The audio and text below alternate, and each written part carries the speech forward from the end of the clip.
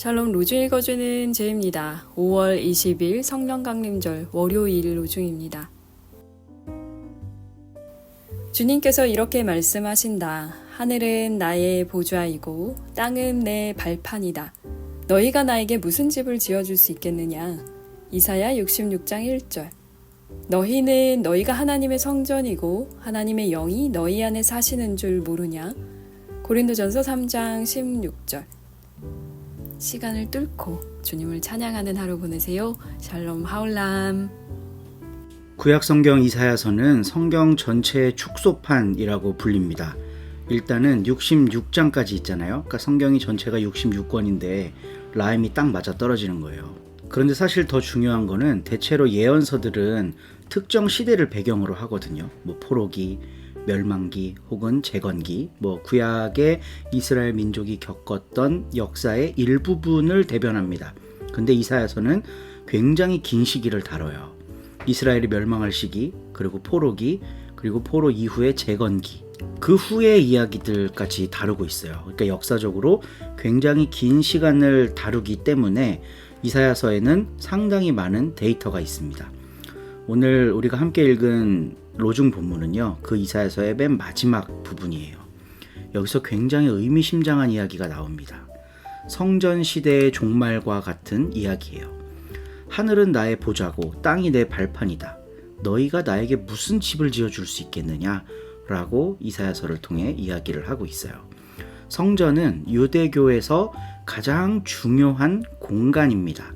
그곳에서 예배드리고 그곳에서 제사장들이 활동하고 그곳에서 여러 가지 결정이 이루어져요. 유대교 율법에 대한. 그렇기 때문에 공간적으로 성전을 점유한 사람들은 이스라엘 백성들로부터 굉장한 지지를 받게 됩니다. 대표적인 그룹이 제사장들이죠. 이 제사장들은 자신들의 지위를 공고히 하기 위해서 이 성전에 하나님이 계신다라는 걸 신학화했어요. 그런 생각에 전면으로 대항하고 있는 것이 오늘 로중 본문이에요. 아니, 하늘과 땅이 다 내 건데 어떻게 그 성전이라고 하는 좁디 좁은 건축물 하나 지어놓고 거기에 다 내가 있다고 이야기할 수 있냐 라는 거죠. 이거는 솔로몬이 성전을 건축한 뒤에 봉헌하는 기도문에서도 나오는데 딱 그 얘기예요. 하늘과 땅이 다 하나님의 것인데 제가 지은 이 초라한 집에 당신을 모시기가 참 부끄럽습니다. 이런 기도를 하거든요. 저는 이런 성경의 내용들을 접할 때마다 성경이 참으로 위대하다고 생각하는 게, 성전이 중요하다는 걸 이끌어내는 것도 성서고 그 성전의 초라함과 무용함을 이야기하는 것도 성서라는 거예요. 그러니까 성서 안에는 내부 정화 기능이 탑재되어 있습니다. 그러니까 어떤 특정 구절을 통해 그거를 교리화하고 그 교리에 힘을 실어주는 걸 막아서는 장치가 있다는 거예요. 저는 이게 오늘날 한국교회에 꼭 필요하다고 봅니다. 한국교회가 진리라고 믿는 것들, 그래서 교리화한 것들을 반대하는 것도 성서로 가능하다는 거예요. 이 얘기는 교회는 항상 스스로를 돌아보아야만 한다는 겁니다. 성서를 가지고 교회의 정체성을 규정하고 교회는 이래야 한다라고 하는 교리들을 세웠다면 그거는 불변하는 진리가 아니에요. 시대에 따라, 상황에 따라, 혹은 성서 자체의 내용에 따라 변경되고 수정될 수 있다는 걸 반드시 알아야 됩니다. 이 기능이 정상적으로 작동할 때 교회는 교회다워지고, 소위 우리가 개혁교회라고 부르는, 우리가 몸담은 교회죠. 이 개혁교회의 본 기능이 살아날 수 있게 됩니다.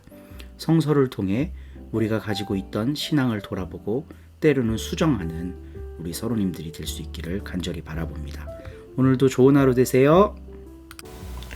4장. 내가 말하려는 것은 이것입니다.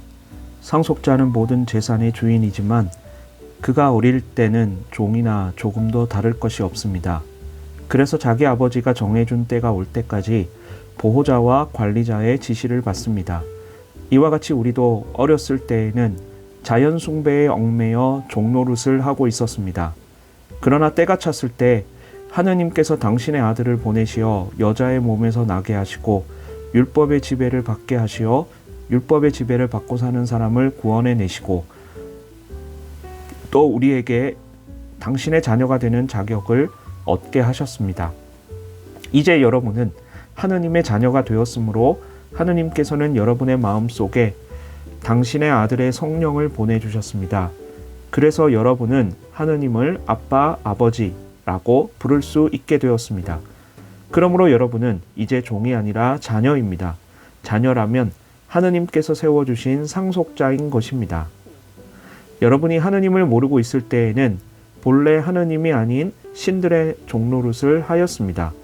그러나 이제는 여러분이 하느님을 알고 있을 뿐만 아니라 하느님께서 여러분을 알고 계신데 왜 또다시 그 무력하고 천한 자연 숭배로 되돌아가서 그것들의 종노릇을 하려고 합니까? 여러분이 날과 달과 계절과 해를 숭상하기 시작했다고 하니 여러분을 위한 내 수고가 허사로 돌아가지나 않았나 염려됩니다. 형제 여러분, 내가 여러분과 같은 사람이 되었으니 여러분도 나와 같은 사람이 되기를 바랍니다. 여러분이 나에게 잘못한 일은 조금도 없습니다. 여러분이 아시는 바와 같이 전에 내가 병을 앓았던 것이 기회가 되어 여러분에게 복음을 전하게 되었습니다. 나의 신체 조건이 여러분에게는 괴로운 짐이 되었지만 여러분은 나를 외면하거나 멸시하지 않고 오히려 하느님의 천사와도 같이 또 그리스도 예수와도 같이 영접해 주었습니다. 그때의 여러분의 그 감격은 다 어디로 갔습니까? 분명히 말하지만 그때 여러분은 만일 할 수만 있었다면 눈이라도 뽑아서 나에게 주지 않았겠습니까? 그런데 이제 내가 진실을 말한다고 해서 나를 원수로 여기는 것입니까? 그 사람이 여러분에게 열성을 보이는 것은 결코 선의에서 나온 것이 아니라 여러분을 나에게서 떼어내어 여러분으로 하여금 그들에게 열성을 품도록 하려는 술책입니다.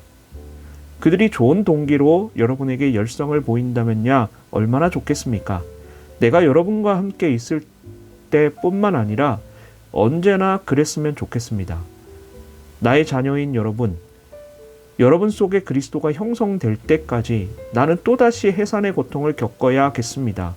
지금이라도 내가 여러분과 만나서 어조를 바꿔서 이야기를 나눌 수 있다면 얼마나 좋겠습니까? 나는 여러분의 일이 걱정스러워 안절부절 못하고 있습니다. 율법으로 살기 원하는 여러분, 한 가지 물어보겠습니다. 여러분은 율법을 들어보지 못했습니까? 율법서에 이런 기록이 있습니다. 아브라함이 아들 둘을 두었는데 하나는 여종의 몸에서 낳고 하나는 종이 아닌 본부인의 몸에서 낳습니다. 여종에게서 난 아들은 인간적인 육정의 소생이었고 본부인에게서 난 아들은 하느님의 약속으로 얻은 아들이었습니다.